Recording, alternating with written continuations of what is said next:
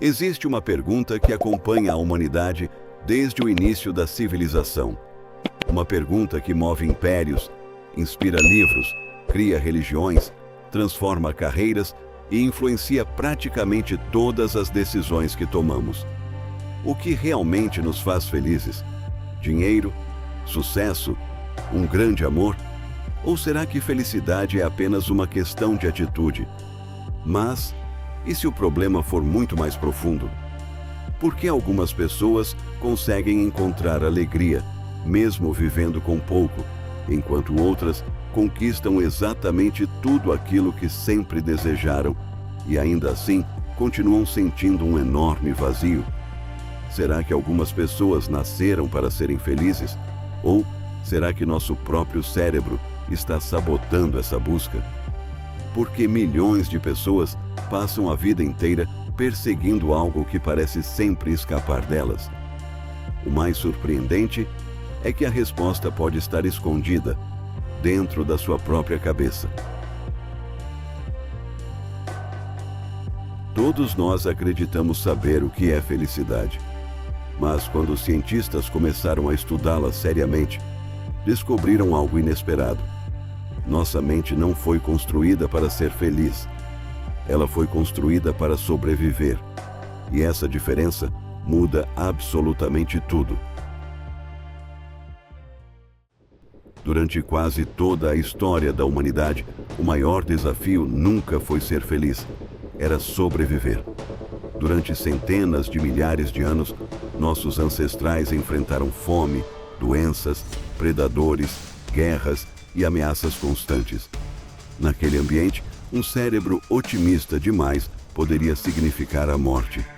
Quem ignorava perigos não sobrevivia. Por isso, ao longo da evolução, nosso cérebro desenvolveu uma característica extremamente curiosa. Ele presta muito mais atenção ao que está errado do que ao que está certo. Os psicólogos chamam isso de viés da negatividade. Imagine dois acontecimentos no mesmo dia. Você recebe 10 elogios e uma única crítica. Horas depois, qual deles continua ocupando seus pensamentos? Na maioria das pessoas, é justamente a crítica. Porque, para o cérebro ancestral, detectar ameaças sempre foi mais importante do que aproveitar momentos felizes. Esse mecanismo ajudou nossa espécie a sobreviver. Mas hoje, ele pode ser uma das principais razões pelas quais tantas pessoas sentem que nunca são plenamente felizes. Talvez você já tenha pensado: quando eu conseguir aquele emprego, finalmente vou ser feliz. Ou, quando eu comprar minha casa, quando eu encontrar alguém, quando eu ganhar mais dinheiro. Mas existe um fenômeno que muda completamente essa lógica. Os pesquisadores o chamam de adaptação hedônica. Funciona assim: sempre que conquistamos algo importante, nosso cérebro libera substâncias relacionadas ao prazer, à recompensa e à motivação. Durante algum tempo, sentimos entusiasmo, euforia, satisfação. Mas, pouco depois, o cérebro transforma aquela conquista em algo comum. Aquilo que antes parecia extraordinário passa a fazer parte da rotina. E então, começamos a desejar a próxima conquista. Depois outra, e outra. É como correr em uma esteira. Você faz cada vez mais esforço, mas permanece praticamente no mesmo lugar. Na década de 1970, 2 pesquisadores fizeram uma descoberta que mudaria para sempre a forma como entendemos a felicidade. Philip Brickman e Donald Campbell observaram que os seres humanos possuem uma incrível capacidade de adaptação, tanto às grandes conquistas quanto às grandes dificuldades.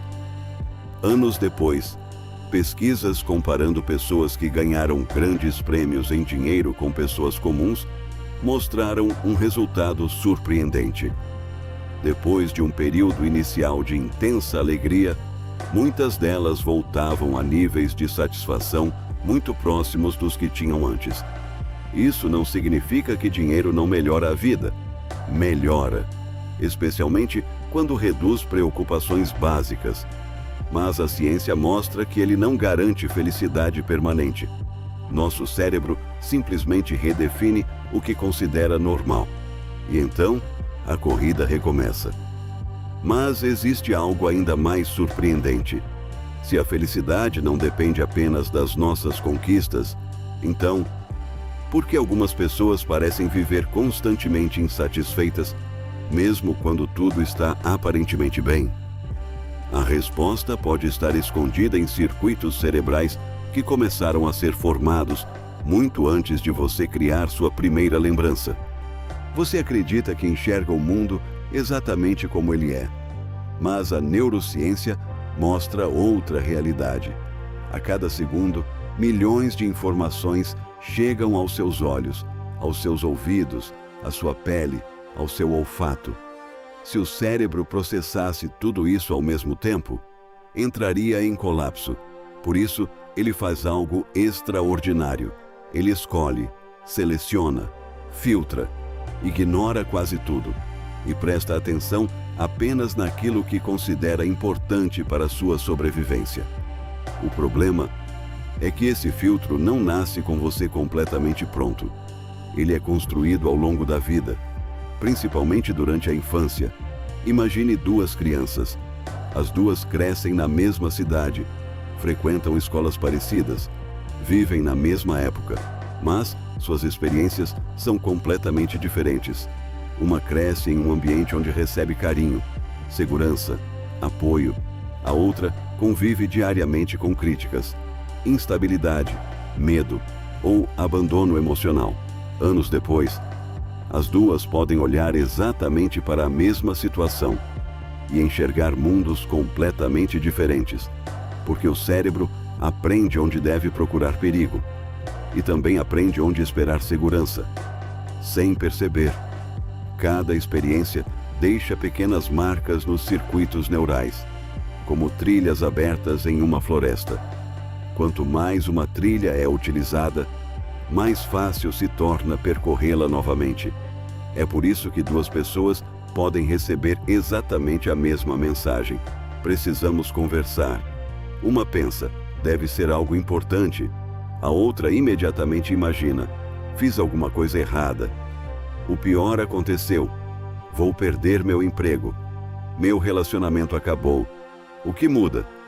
Nem sempre é a realidade. É a interpretação. E essa interpretação acontece em frações de segundo, muito antes da parte racional do cérebro entrar em ação. Nosso cérebro faz previsões constantemente. Ele tenta adivinhar o futuro usando experiências do passado. Esse mecanismo economiza energia, mas também pode aprisionar uma pessoa em padrões de medo e ansiedade. Quando pensamos em felicidade, muitas pessoas imaginam imediatamente a dopamina. Mas existe um grande equívoco. A dopamina não é o neurotransmissor da felicidade. Ela é, principalmente, um sistema de motivação. Ela faz você querer, buscar, perseguir, antecipar recompensas. É por isso que esperar uma viagem, às vezes, é mais emocionante do que a própria viagem. É por isso que comprar um objeto novo gera tanta expectativa, mas poucos dias depois, ele já parece comum. Seu cérebro não foi feito para permanecer satisfeito. Ele foi feito para continuar buscando. Porque, durante a evolução, quem parava completamente de buscar alimento, abrigo ou parceiros, tinha menos chances de sobreviver. Hoje, esse mesmo mecanismo pode nos fazer viver em uma corrida infinita atrás da próxima recompensa.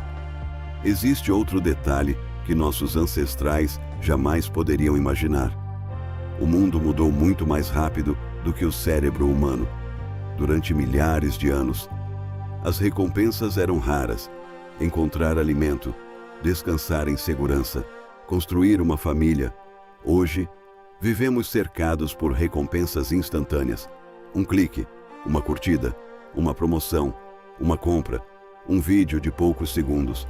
Cada pequeno estímulo ativa os mesmos circuitos cerebrais responsáveis pela busca por recompensas. Não é coincidência que tantas pessoas sintam dificuldade para permanecer concentradas, ou tenham a sensação constante de que falta alguma coisa. Nosso cérebro ancestral está tentando sobreviver em um mundo que oferece estímulos muito além daqueles para os quais ele evoluiu. Talvez o problema não seja que exista algo de errado com você. Talvez o problema seja que seu cérebro esteja fazendo exatamente aquilo que ele foi programado para fazer: buscar, comparar, antecipar riscos, nunca relaxar completamente. Mas existe uma pergunta ainda mais intrigante. Se nosso cérebro funciona assim, por que algumas pessoas conseguem desenvolver uma sensação muito maior de bem-estar do que outras? A resposta envolve uma palavra que quase nunca associamos à felicidade: significado. E é justamente aí que a ciência começa a revelar uma das descobertas mais fascinantes sobre a mente humana. Durante décadas, pesquisadores acompanharam milhares de pessoas tentando responder uma única pergunta: o que realmente faz uma vida valer a pena? As respostas encontradas desafiaram praticamente tudo aquilo que a cultura moderna nos ensinou sobre felicidade, e algumas delas podem mudar completamente a maneira como você enxerga sua própria vida. Durante muito tempo, os cientistas acreditavam que felicidade era apenas uma questão de personalidade. Algumas pessoas nasceriam naturalmente felizes, outras não. Mas havia um problema. Ninguém sabia se essa ideia realmente era verdadeira. Então, surgiu uma pesquisa que mudaria completamente essa discussão. Em 1938, pesquisadores iniciaram um dos estudos mais longos já realizados sobre desenvolvimento humano. Eles acompanharam centenas de pessoas durante décadas, não por meses, nem por anos, mas praticamente durante toda a vida. Os pesquisadores registraram carreiras, casamentos, problemas financeiros, doenças, fracassos, conquistas, e tentaram responder uma única pergunta: o que realmente faz uma vida feliz? Depois de mais de 80 anos de pesquisa, a resposta surpreendeu até os próprios cientistas. Não foi o dinheiro, não foi a fama, não foi o sucesso profissional, também não foi a inteligência. O fator que mais apareceu entre pessoas que envelheceram com maior satisfação foi a qualidade dos seus relacionamentos. Não a quantidade, mas a qualidade. Pessoas que cultivavam relações de confiança, apoio, respeito e pertencimento tendiam a apresentar melhor saúde física, maior equilíbrio emocional e até melhor desempenho cognitivo durante o envelhecimento. Isso não significa que problemas desaparecem. Todos enfrentam perdas, frustrações, momentos difíceis. A diferença é que cérebros conectados socialmente parecem lidar melhor com essas dificuldades, como se o peso da vida fosse dividido. Existe outra descoberta fascinante. Pesquisadores perceberam que pessoas que vivem apenas em busca de prazer imediato costumam relatar níveis menores de satisfação ao longo do tempo. Em compensação, quem encontra significado naquilo que faz, mesmo enfrentando dificuldades, costuma desenvolver um bem-estar muito mais duradouro. Isso acontece porque prazer e significado não são exatamente a mesma coisa. Prazer é intenso, mas costuma passar rapidamente. Significado, por outro lado, é construído nas relações, no aprendizado, na superação, na sensação de contribuir para algo maior do que nós mesmos. Talvez seja por isso que alguns dos momentos mais marcantes da nossa vida nem sempre foram os mais confortáveis, mas foram aqueles que nos transformaram. Existe um mito que talvez seja um dos maiores responsáveis pela infelicidade moderna: a ideia de que devemos estar felizes o tempo inteiro. Mas nenhuma emoção humana foi feita para durar para sempre. Nem a tristeza, nem o medo, nem a alegria.